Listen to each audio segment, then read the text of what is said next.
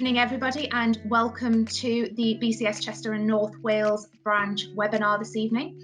And tonight we have with us Jan Kiermasz, who is going to talk to us about social media and the impacts within the SME business space. Jan has a varied background ranging from elements of development through to project program management, and for the past 17 years has been a successful businesswoman with her own SME size business, specialising in, as you'd be surprised, social media, but also looking at websites and also associated businesses, helping other organisations grow, shape digital transformations and things like that. Jan is going to talk to us, as I say, about social media this evening, and if we could save all questions to the end. If you do have questions, please feel free to post them on the questions section of the app. And other than that, I will say, Jan, over to you. Thank you, Ange. I'm getting a slight delay here, so I hope everything's okay with you receiving me. I run a company called Velvet Associates, and I have been, for my sins, 30 years now in IT, as well as the 17 years that I've run my own business. So I've got a corporate background and a social media background for the SME world. It's been a lot over the years. When I started in 2003, the world looked very different to how it does today. But coming from that corporate life back into social media, the small business world, was quite a transformation for me.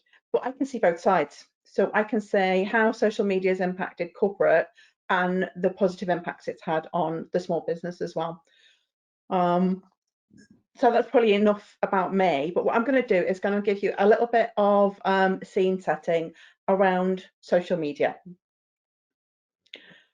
The first officially recognised social media platform was actually called 6 Degrees and was back in 1997.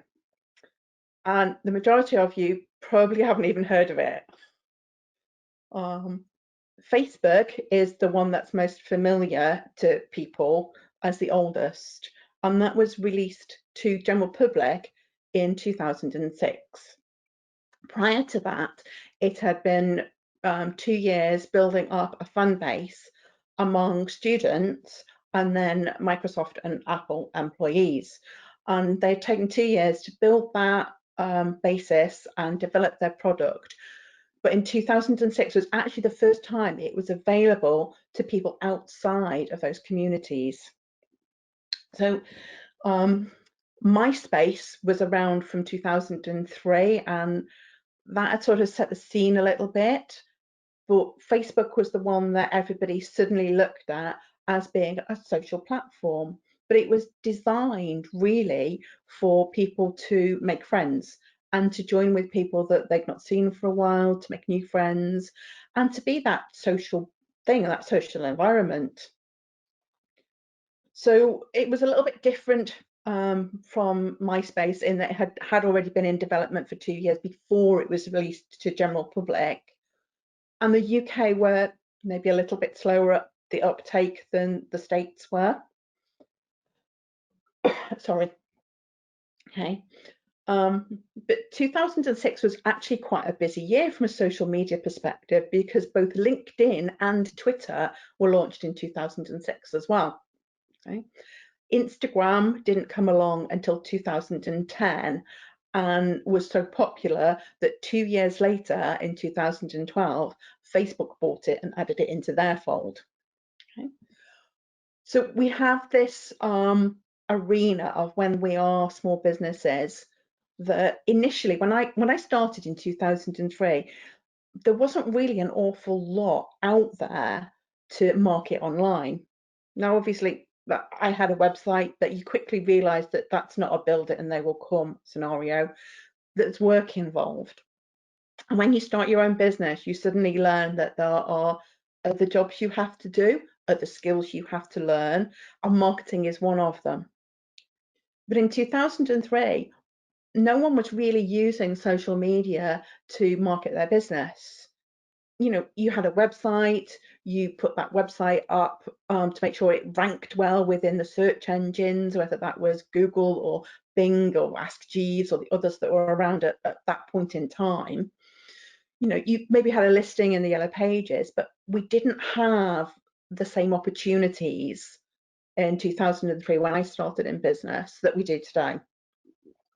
So it's been quite a journey, really, over my last 17 years from what I've seen for myself in business. Please excuse me, I need to take a drink.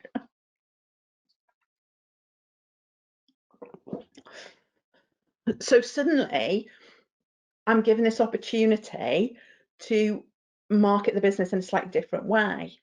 And Facebook realised very, very quickly, within the space of 12 months, that there was this massive potential for business. By the end of 2007, they had 100,000 businesses registered on the platform. And it was 2007 that they actually brought out the business pages. So they've been developing all of this, but it was actually LinkedIn that monetized themselves first, not Facebook. Okay? So we've got this thing where suddenly in my SME world, there's something new out there. Okay? And a lot of other businesses were cottoning on, and corporate land was cottoning on as well, that suddenly there's an alternative. There's another way to talk to people and talk to your market. Okay.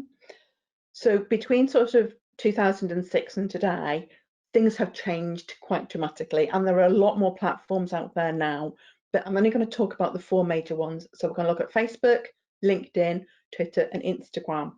They're the four that are most familiar to small businesses, and on the whole, they're probably the four most popular ones with small business. LinkedIn isn't really a true social media platform because of people's mindset when they're on LinkedIn. It's a business to business platform, so it's slightly different to the others. So if we go back, well, let's look at Facebook. Let's look at Facebook as a whole, because that's where things really started for businesses to be able to use social media. Initially, you could broadcast out to anybody that you linked with. So you've got a profile, a personal profile on Facebook that can make friends, and then you've got a business page that gets fans and likes. Okay, they originally would have been fans. Now we refer to it as likes and follows. So you have got this platform where you've got the insistence of Facebook that you use the business pages for business. It is one of their rules. Okay. But you've got this space now where you can promote your business. And as a small business, brilliant. You'll find a lot of corporates on there, a lot of small businesses on there. And as we got into 2007, 2008, there are more and more people adopting Facebook. But primarily, it's a social platform. The clue's in the name, social media. So you have this amazing little area where people are quite chilled out, they're having fun, they're using it as entertainment. So when I'm talking to my students, one of the ways I describe how people consume Facebook is to say, if you think about your mum or your nan with her cup of tea and her Woman's Weekly, she'd sit down, she'd put her feet up, drink her tea, and she'd flick through a woman's magazine. Okay.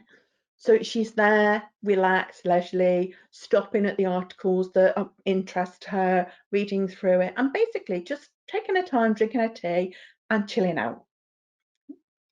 My mum did the same. I'm not sure it was Woman's Weekly, but my mum did the same. My mum used to sit there with a cup of coffee, and she would be there quite happily reading through her magazine. Facebook's sort of the modern version of that. This is where people actually take more time. They are more interested in what's happening.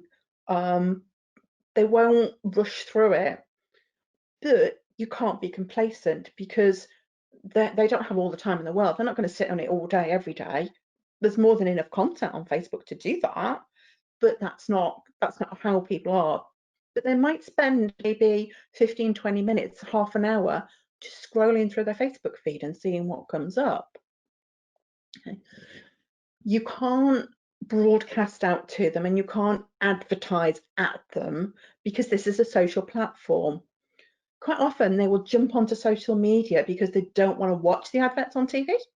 They don't want to listen to the adverts on the radio. And you have to bear that in mind when you come to use that platform to market yourself. They don't want to be sold to, they don't want to be advertised at. Okay. So you've got this quite leisurely platform where people are going to spend a little bit of time. They're going to read stuff. They're going to stop and read something, but you've still got to catch their eye. You've got to make them want to read your particular little bit of Facebook. Okay. You can't just shove anything out there and expect them to read it. You've got to give it some thought. LinkedIn is quite different in its approach, because with LinkedIn, what we're looking at here is a business to business environment. So people are actually in more of a business headspace when they're on LinkedIn rather than a social. They're still working. There are two distinct camps for LinkedIn. It started out as a CV-based platform where people were looking to get a new job, get headhunted, tell people they were available for work. And there is still a camp that still firmly believe that's how it should be used today. But you've also got a much more modern view of LinkedIn, in that people are starting to see it as being able to converse and learn more about the people behind the businesses. So although you are still in business mode to some extent, you're actually looking at a more social side of business, which is probably why it's been lumped in with the social media. So you've got this scenario where people actually want to enter into a conversation. You're not just saying, hey, look at me, I'm available to work. You're actually telling them about what's going on in your business life. They're not interested in what you had for breakfast, not unless you're the chef and that's what you cooked. But they are interested in what's going on in your business world. Okay. So there are still these very two distinct camps with LinkedIn. So you do have to bear that in mind. You will always find the more old-fashioned version of LinkedIn where people say, no, that's not what should be going out there. You need to remain professional. That's not how you do it. But if your personality says, no, I'm going to tell you the story of what happened to me today in my business, fine, go ahead and do it on LinkedIn. Absolutely not a problem. Loads of people out there are going to love you for it. Okay, so when we think about Twitter, Twitter is a much more fast-paced platform. When it came out originally, you could have 140 characters. That 140 characters, anything had to be included within that 140 characters, no matter what it was. So even if it was a link, it still counted in that 140 characters. And 140 characters really isn't a lot. Okay? But what it developed with its audience was this very quick, very fast-paced scenario. And I would always describe it as being maybe your toddler. You know how kids, when they're little, they'll pick up a toy and then they get bored with it a few minutes later and they chuck it in the living room and they'll go and find another toy to play with. And that's a little bit how Twitter works. And that Twitter is this place where people want things quick, bang, bang, bang. It has to be that quick message. Okay? Hashtags were created for Twitter, but actually they didn't appear until a year after the platform was launched. They weren't there from the beginning. Okay? And a hashtag just denotes a topic of conversation. It's nothing more fancy than that. Don't overthink it. Okay, they're not these magical little creatures that crawl out and help you do social media. They just denote a topic of conversation. Okay? But Twitter promoted this very fast-paced social platform. And you didn't have to be connected with the people whose content you were reading. Even today, you can put a hashtag in and go and read all the posts that have included that hashtag without having to be following or connected to any of the people writing it. So you've suddenly got this much quicker platform and a different way again to consume it. So a lot of people, it takes a particular personality to like Twitter.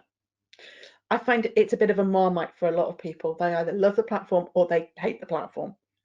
There doesn't seem to be anything in between. Okay, but you have this tiny little window to be seen. Okay, I think now we're down to probably less than 8 minutes to get a tweet seen by your audience. So you can imagine it is much, much quicker, much faster paced, but you've got to put more out there. You've got 280 characters now, and that doesn't include the link to an image, which it would have originally. But you can also have images and videos on Twitter, the same as you can on Facebook, and the same as you can on LinkedIn. But then 2010, and along comes Instagram. And all of a sudden, you have got this platform which is image driven. And all your creatives out there went, yes, finally something for us. And if you are a creative style business, it's perfect for you. You have got all this opportunity to share your creativity, to share those images. And if you sell products, brilliant. It's great for that. And the way it's grown up, really, since Facebook took it over in 2012, has been phenomenal. You've got, you can put videos up there that are a minute long, but you've got IGTV, so you can put longer videos up there as well. So you've got this different way of putting your content out there and sharing it with those people who like to consume visually. Facebook age range tends to be your sort of 35 and upwards. Twitter's quite a broad age range, but again, now it's probably slightly on the older 30 and upwards. I'm probably getting a little bit older as well, to be fair. But Instagram came along and suddenly it's got appeal to 18 to 25-year-olds. They love it. They've grown up with technology anyway, but suddenly they've got this platform which they feel is for them. Okay, I've got a 21-year-old and she knows more about Instagram than I think I could ever learn and teach. And I've got a question, I will go to her because they live their lives on Instagram. Okay, and there is a lot of marketing techniques that have grown up because of how Instagram is being used. Lots of people had a Twitter account, lots of people followed famous people on Twitter accounts. But I think Twitter, in that respect, has had its heyday with the young. And you will find now that the Instagram platform is the more popular with the younger, but older people are catching on. The age range is growing on Instagram. So David Attenborough now has his own Instagram account. So it shows that it does have that wider appeal. So even if you've got a slightly older audience, you don't discount Instagram as a platform. But you've got this opportunity to showcase your products. If you're service-based, it's a bit tougher. Now, I'm service-based. I do have an Instagram account, and sometimes I find it quite difficult to create something that looks really, really good. And I am a creative. You know, I spent years developing reports and years after that developing websites. I'm a creative in my own right, but because of what I do is mostly service-based now, because I predominantly teach and I have done for the last 8 years, it's much harder for me to use Instagram, but I still use it. I still find a way. That if you're product-based, I've got clients who sell products on Instagram and it's great for them because they can literally link now so people can click through on Instagram and go buy the product there and then from the website. It's brilliant. And this is one of the good examples of how social media has really grown up. Okay. So if we think about that, what's available to us, that's just 4 platforms. You've got Pinterest and YouTube. People sometimes say social media, but strictly speaking, actually, the search engine's the same as Google is. But there was other ones in the past, like I've mentioned MySpace, and there was Friendster, and you know, you've got Snapchat, you've got WhatsApp, you have got so many different opportunities. There's been Flickr, there's been Tumblr, there's lots of different ones. As I say, they only gave me an hour, so I can't talk about all of them, but they're the 4 key ones. And to be fair, they're the 4 key ones that corporate world caught on to fastest. Okay. corporates, the very nature of a corporate means it's a lot slower for them to jump onto a platform and actually start to use it. There are processes they have to go through. They have to employ staff, they have to find someone to give that role to use the platform. So it was much slower. And when they first started out, corporates didn't really understand the nature of it being a social platform. And what you saw were a lot of adverts, the same as they would put out on a billboard or put out on the TV or the radio. And some of those corporates began to learn, and they began to learn how people were consuming the platform. And you've got this situation then where they're beginning to change how they put the message out. And corporates on Twitter thought it'd be a great idea to use it as a customer service platform. Boy, did that bite them in the arse, because the majority of time people will use Twitter to go and complain to the corporate. So actually you end up with this negative message. Okay. And in the SME world, do you know that doesn't happen? Where we treat it in a completely different way, and we have a completely different approach to it. Some of the corporates, some really big major brands out there, learned they know their audience and they know what their audience want, and they use social media as an advertising medium very well. There are sadly, however, a lot of corporates out there that even this late in the game still don't get it. They just do not understand. They just don't get how their audience are using the platform. So as a small business, I could see the opportunities and my clients could see the opportunities. And that's actually how I ended up teaching, was my customers were coming to me and saying, I want to use that, show me how. You're doing it, show me how. And that's how I actually got into teaching 8 years ago. As an SME, we can adopt a platform much more quickly than a corporate can. And we can adapt what we do much more quickly, particularly when you're talking about micro businesses, which a lot of us still are. We're still classed as micro businesses, okay, me included. Okay, I'm the only full-time employee. I have one part-time and one director that doesn't do anything, but don't tell him I said that, Ange. Okay, so we have this ability to adopt and adapt much more quickly. And social media came along and it's leveled the playing field for us. And in some instances, as SMEs, it's given us a huge advantage over corporates. So we're in this situation where we can go and use something quicker than they can and better than they can. And that means that we can compete. We can compete as SMEs with big companies, with big brands, with household names. We've suddenly got this massive advantage. And it's because we don't have to go through loads and loads of processes. We don't have to find a member of staff and dedicated and pay them to go and do this job. If we want to open a Facebook account, we can just go and do it. If we want to go on and we want to create an Instagram account, we can just do it. We may need to go and learn some skills to use it properly, but as an SME, we can jump on this really quickly.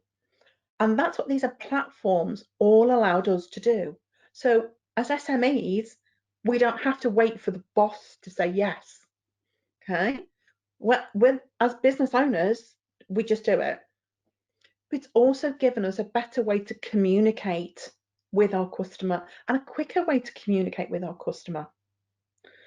Modern marketing is not about broadcasting out and talking at people.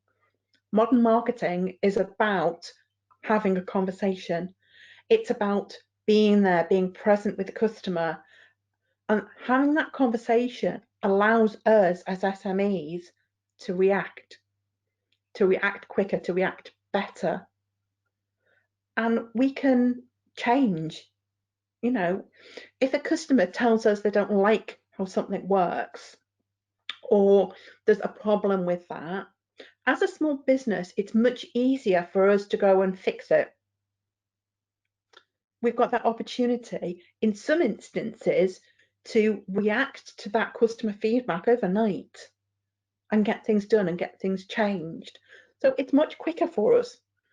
Okay. Whereas a corporate, if something's wrong, then they're going to have to stop. They're going to have to do the analysis. They're going to have to go and make sure that all the processes are changed that revolve around that.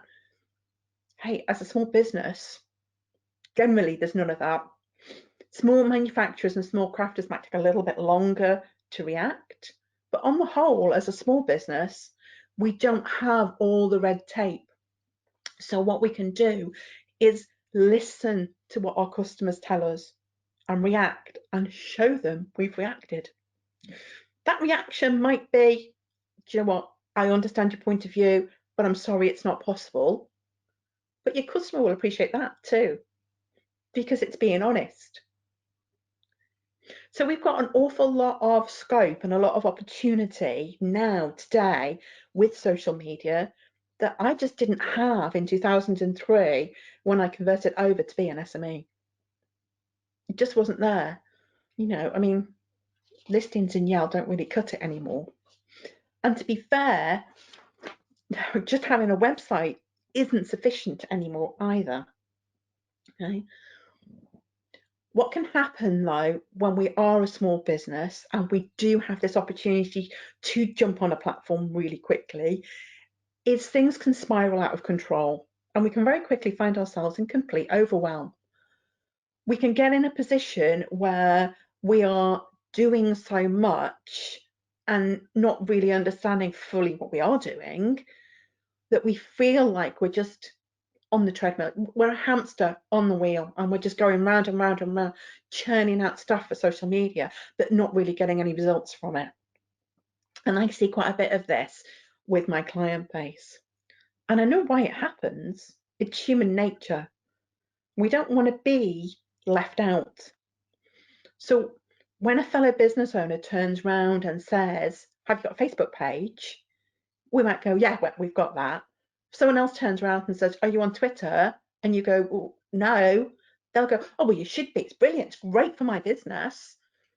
And it very quickly spirals and you can't control it because you're going on and saying, oh, well, they've said I need to be on this platform. I need to be on that platform. So you find yourself adopting every new platform that comes out and not really making any headway with them. Okay. I have a set of advice that I give to any of my clients that are suffering from overwhelm, and I'm going to share it with you as well. So my first piece of advice, and my stronger piece of advice for anyone, especially when you are starting to market yourself online, pick one platform and get comfortable with it. Don't worry about all the others. Yes, the opportunities are there, but just start with one single platform. Understand how it works. Understand how it works for your business, how it fits with your personality, how it fits with your customers and your customers' personality. Get used to using that one platform. Learn how it works. Learn what it does. Learn what it does for your business and check that it's working for you and your business. A lot of these platforms fit particular personality, and that's really highlighted with Twitter, because a lot of personality types can't get on with Twitter because it is so fast-paced, whereas they'll get on quite well with the other platforms. Some people get terrified of LinkedIn because it is business to business. They're being judged by their peers, and that can be quite scary and quite terrifying. So find something that fits your personality and work with it. Don't be tempted to rush into the next thing and the next platform before you as an individual are ready. Don't let anybody pressure you into pushing forward and using the next big thing and being on Instagram and LinkedIn and Twitter and Flickr and everything else that's out there. You won't be able to cope unless you have got one platform sorted and you're comfortable with it. And once you do that, that actually gives you a really good base to scale up to using the other platforms. But if you've tried to run before you can walk, you're never going to get there. You're always going to be on the hamster wheel. Okay? So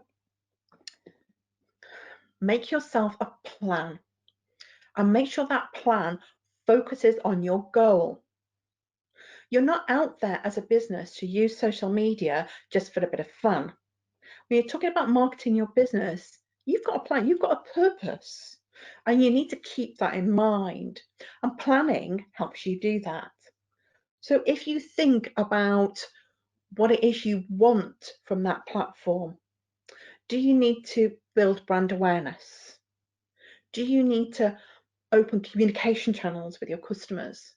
Do you need to drive traffic to your website? Or all of the above? Generally, it's all of the above. Okay. But you need to know every time you put a post out, what is the purpose? What do you want from it? And you write a plan to make sure that you can fulfill that.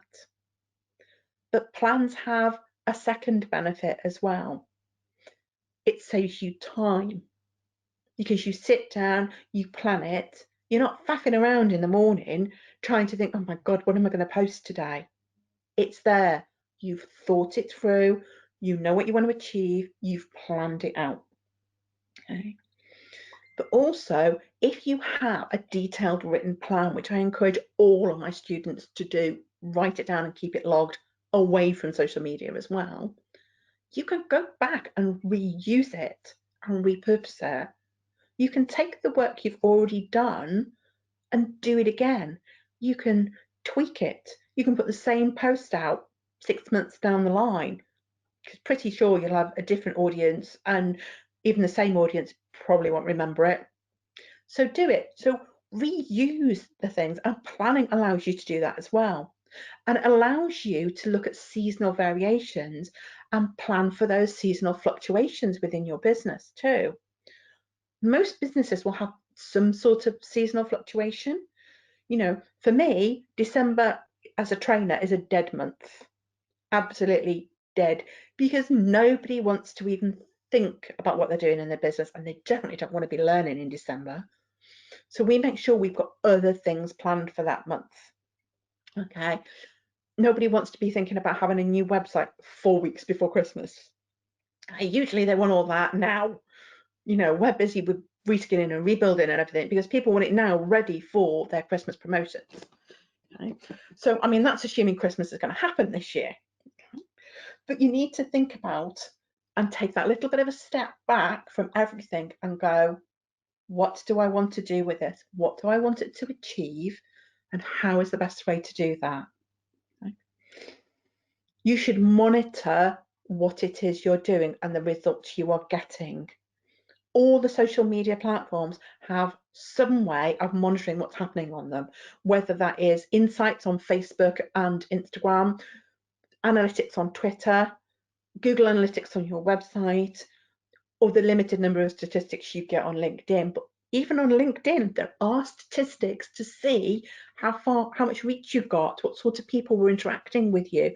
The information is there and you should use it, because one of the advantages of social media is we can do all of this. We can do it all quickly. And this is the analyst in me talking. We need to know if it's working for us. Okay. If something worked, we need to know. We need to look at the insights. We need to look at the statistics that fall behind that so that we understand, hey, that worked. That resonated with our audience. And then you can go, right, I'm going to do it again. I'm going to recreate that because they like that. My audience love that. I'm going to recreate it. So planning particularly allows you to take that, tweak it, put it out again, or use that formula that you used on that really successful post to create other posts based on that formula. So you do need to make sure that you are measuring and monitoring everything. Okay? But that brings me to the last point of how to deal with overwhelm. Don't be afraid to dump something and stop doing it. If it doesn't suit your personality, if it's not working for your business, if it's not giving you a return on your investment in time or money, why are you doing it? And this is why it's important to measure it. Then you know whether it's working for you or not. You know whether you should be tweaking something or whether you should be dumping it. Okay? But don't be afraid to stop doing something and move on to the next thing. Because how do you know whether it's going to be better unless you try it? Okay? But if it's clearly not working for you, then don't do it. I very rarely use Twitter because it doesn't fit my personality and it doesn't really fit my business and my business model. I get a lot of clients through Facebook, through search engines, onto my website, and I get a lot from LinkedIn. I'm building up that same thing on Instagram now, but I'm not a visual business, so it takes me a lot longer to do that than it would a really visual business, someone who's got photographs or products to share or bits of craft that they've done. So those type of things, it's much easier. Okay, but I made a conscious decision, no matter how much I get nagged by people, to not do Twitter and not put my energies into Twitter, because I could see from my statistics that it wasn't bringing me business. I wasn't getting enough return on my investment to merit me continuing to do that. Okay. And it's one of the reasons that I don't adopt one of the other platforms, because I'm running 3 as it is. I'm not going to overload myself when I've got 2 platforms that are particularly successful for me, because I'm combining that with all the other things that I do to market my business. Okay, so never be afraid to say no to someone if they say you should be on this platform. Don't be afraid to turn around and go, no, it's not for me, or no, I'm not ready yet. Okay, don't be pressured into doing something you're not ready for. Okay, so I'm going to have another drink because I'm quite aware how long I've been talking.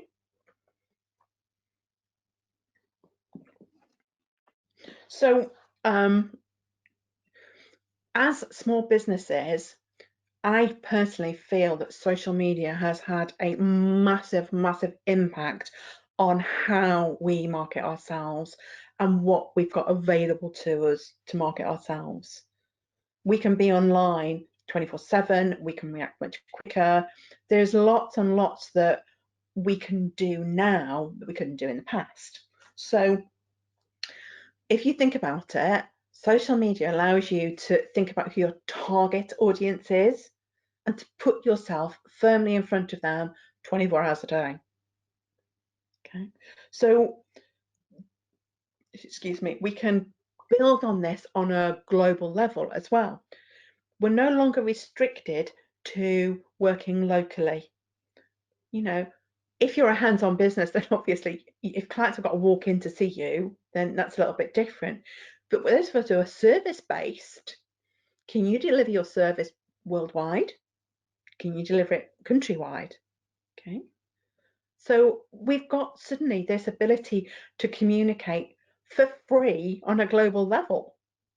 I think that's one of the key things, that you can do all this with just your time, that there isn't the push and the necessity to spend the money if you're not there yet. If you're not ready, if you haven't got that money to make that investment, you don't have to.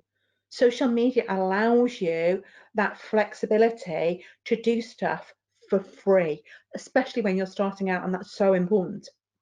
Okay. There are a huge proportion now of consumers that will actually turn to social media to research products before they buy. Okay. So if you are a product retailer, if you sell product, that's a really important fact for you to know, that the chances are they're going to look. And to some extent, I think people do services as well, in that they will go and look. I'm a massive networker. I'm part of several networking organizations, both face-to-face and online ones. They're all online right now, but normally I would get in a room with people and I would have those human conversations. And networking for me, when I started, was a brilliant way to build my business. I made a lot of great contacts and I've had a lot of fantastic customers through networking. Social media is an extension of that. So when we're in the room networking, we're getting to know businesses, we're getting to know what they do, but we're getting to know the people behind the businesses as well. Social media allows us to do that on an extended basis. I don't feel it should replace networking, but it certainly enhances it, and it gives us an ability to network with a much bigger group of people. But networking is about holding conversations, and social media allows us to do just that in our marketing. It allows us as small businesses to hold a conversation with our customer and our potential customer that we probably couldn't have done before unless they'd bothered to email us or pick up the phone. Okay. Websites are great. They've been around a long time. They've morphed and they've changed over the years, but it's a one-way conversation. Even to some extent with a chatbot, it's a one-way conversation. Okay? People like to deal with people. And in advertising, you have the know, like, and trust. Social media is allowing us as small businesses to do this know, like, and trust very quickly and very openly. So we've got this ability now to get our customers out there. They can get to know us through our page and our posts. They can get to like us, and then they get to trust us. And when we're combining all our business stuff along with us and our personality, that's when it starts to really work. Because at small businesses, we can sell the people behind the business, not just the product or service. People like that. They like to deal with people. They like to get to know you, and particularly on social media, people like to know a little bit about you, the business owner, you, the person that they're talking to. They want to see a human side of you. We can use text, we can use photographs, we can use video. Video is such an important tool now to social media, but on social media, it's a little bit different. People are not looking for that raw, professionally shot and edited and really scripted.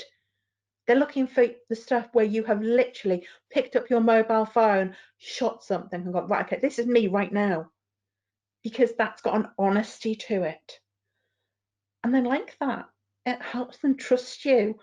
They're seeing you with maybe not looking your best, maybe a little bit ruffled by the wind.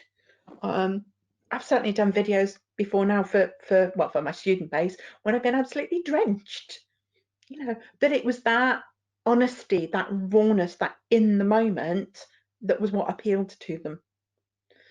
So we've got this ability to show ourselves in photographs and in video and in the tone of voice we use when we write stuff as real live human beings.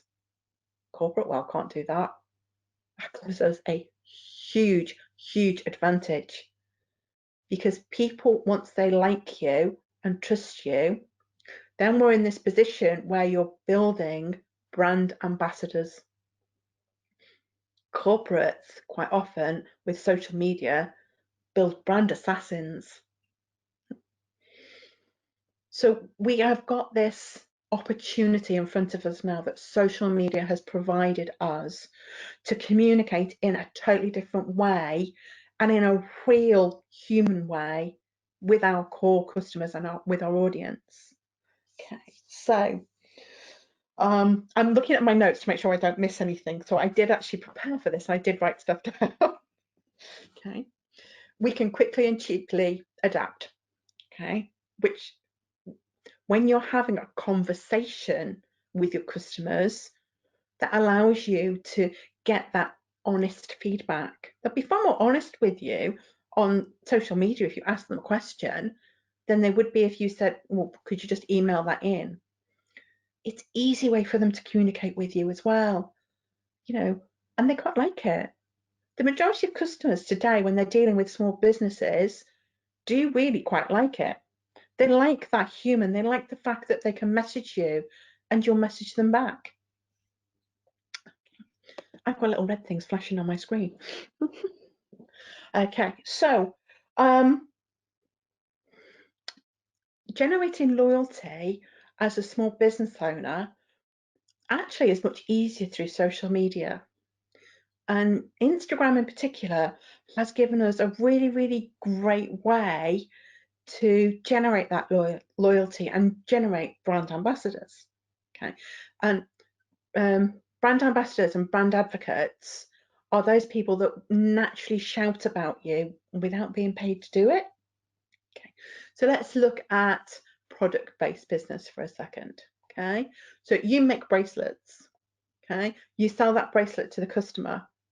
The customer then goes on Instagram and shows off their lovely new bracelet, and they tag you in it so you can see that they're wearing the bracelet they bought from you because they've liked you as a small business.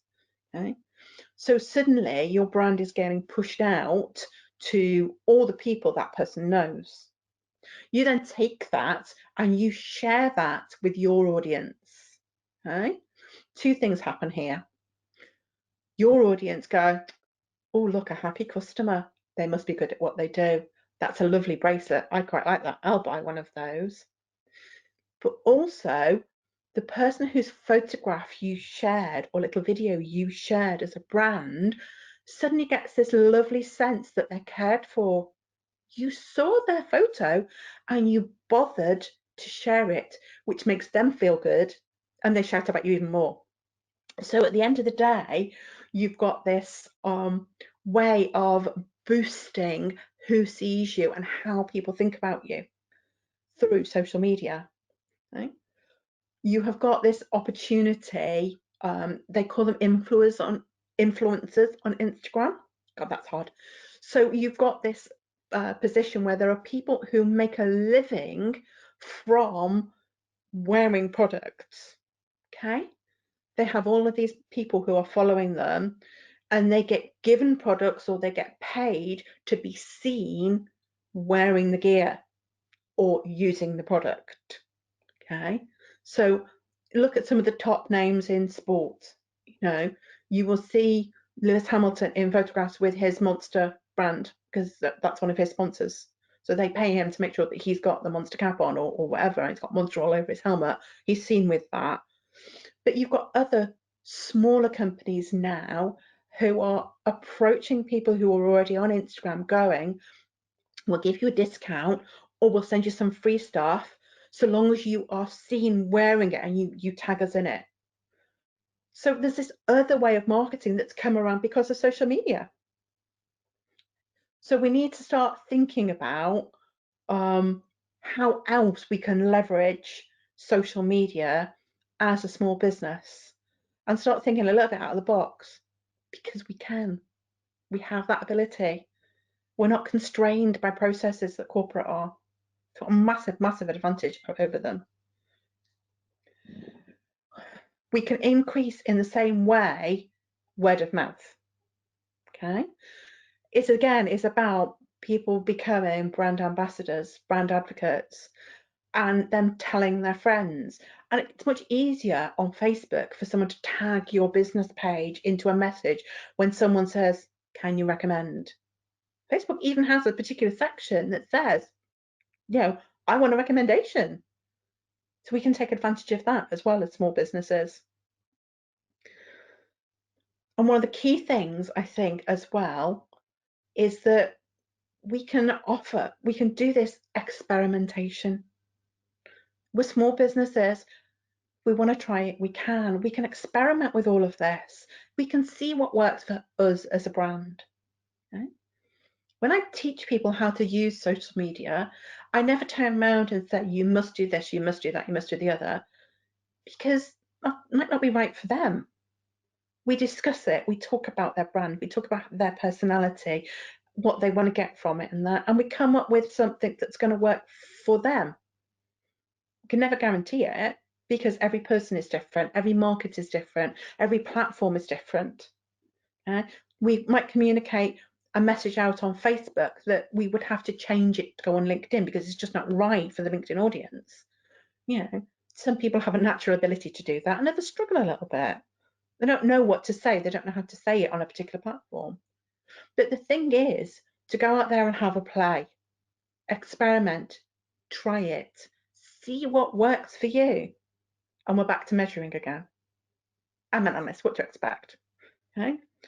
So think about how you can do that, how you can go out and play, what is it you can do. So let's have a think about what can you do next week to push that forward. What can you do tomorrow to make a difference? What can you do differently? Can you go and ask for feedback? Go and ask for a review. Go and ask one of your customers to review your business on social media. You should get instant feedback. So I think I've probably talked long enough now. So I'm going to hand back to Ange, and she's going to jump back on. And I don't know whether there's any questions, if anybody has them. But I'm quite happy to answer questions if I can, if I have the ability and if I have the time. And over to you. Brilliant. Thank you. Well, Jan, first of all, thank you very, very much for a fantastic presentation, and especially to do it without slides. Hey, hats off to you, girl. That was absolutely brilliant. I don't know whether you're going to be pleased or disappointed. You know, we have got questions coming through. So really good questions, and I'm just going to fire them through at you one at a time. So first of all, we've got Jan, you have some fantastic information. Thank you. My homework now is to rewrite my plan. What do you think? Sorry, what do I want to achieve? If you were to choose just one item from social media that has helped you since 2003, what would it be? Tough one, I know, Agnes. What would it be? Insights. Quite simply, the main thing that's helped me do anything is knowing what worked. So I don't know whether that answers the question. I'm not quite sure that's what you were after, but for me, insights is what tells me what's worked and what hasn't. Cool, brilliant. Thank you very much. Sorry, I'm still learning how to use this scroll system. Another question again from Agnes, and I love this one. Going to put you on the spot, love it. Who is your ideal client? Do you know what? I wrote an ideal client sheet today, actually. So it depends which part of the business I'm looking at. My ideal client is somebody, for the training side of it, is someone who is eager to learn regardless of what skill set they've got. So long as they want to learn, I can teach them. Brilliant. One of the things, Martin, you might need to let me know whether we can do this, but obviously if we can share Jan's details, because obviously if people do want to know more after the event and things like that.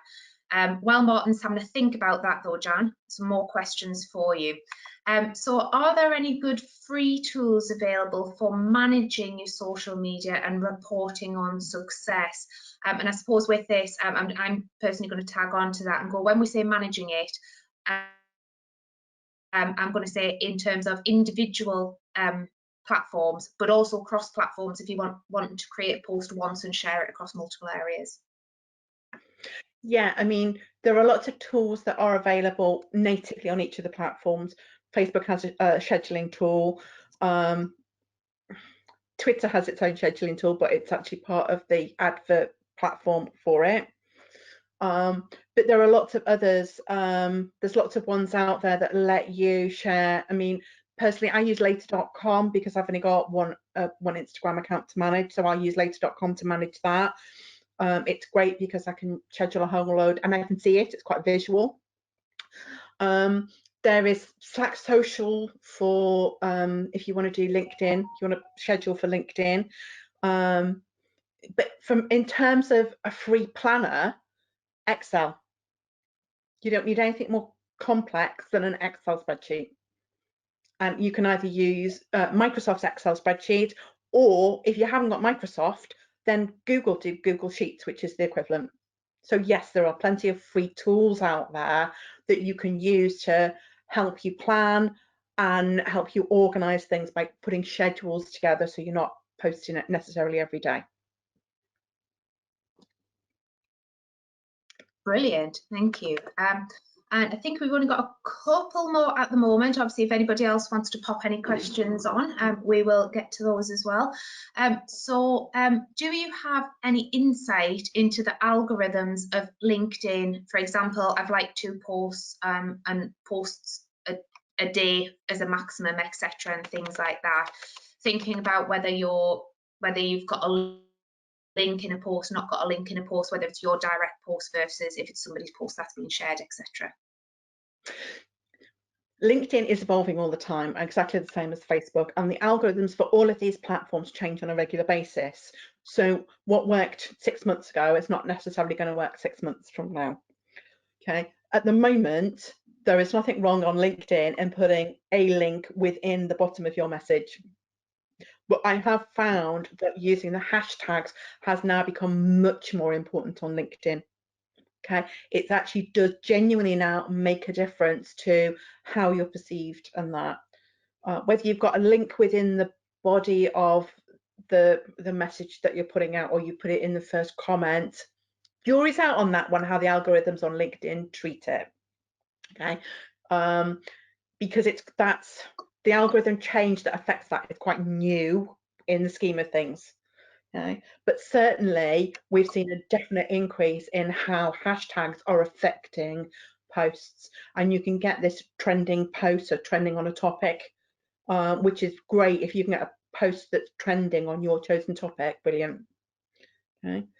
As far as sharing posts go, on LinkedIn you probably get a little bit more traffic from somebody liking and commenting on your post than actually sharing it, because when LinkedIn's peculiar in that it actually adopted something that Facebook originally did and dropped.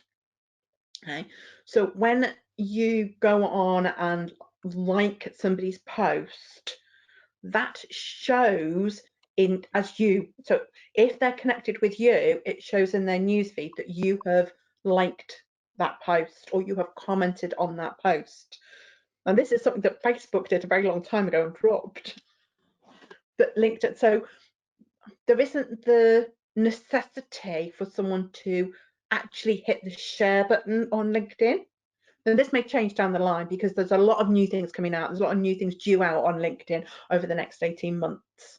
So that might not always be the case. But right now, you'll get just as much if someone likes it or comments on it as you would from a share.